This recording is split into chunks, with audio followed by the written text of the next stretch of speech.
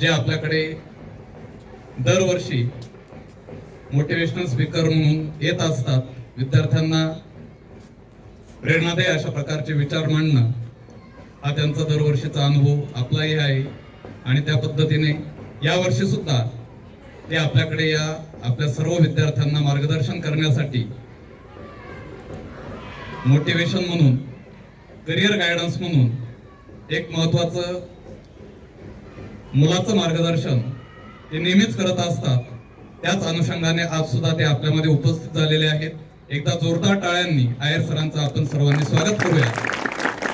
त्यांच्या बोलण्यातून विविध अशा विषयांमधून विद्यार्थ्यांना पुढची दिशा, आपल्या करिअरची दिशा कशा पद्धतीने निवडायची त्या अनुषंगाने ते सातत्याने मार्गदर्शन करत असतात.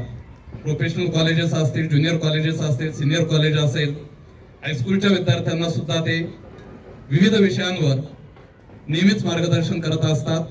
सरांना मी विनंती करतो, आमचे विद्यार्थी सुद्धा हे सगळं ऐकण्यासाठी उत्सुक आहेत. तरी आपण कृपया आपल्या संभाषणाला आणि आपल्या इन्स्पिरेशनल स्पीचला या ठिकाणी सुरुवात करावी आणि आमच्या विद्यार्थ्यांना उद्बोधित करावं. धन्यवाद.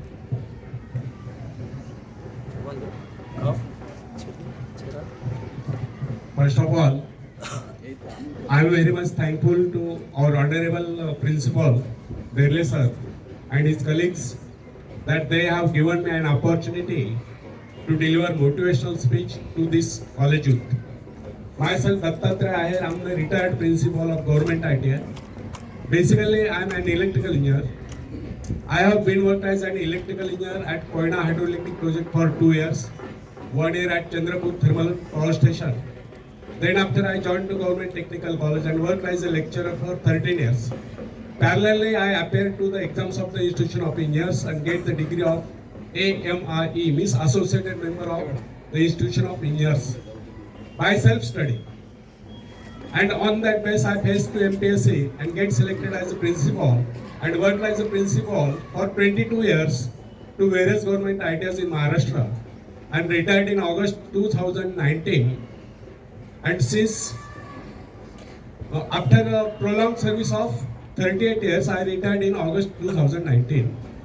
And since retirement, since last 6 years, I am delivering motivational speeches to Indian youth.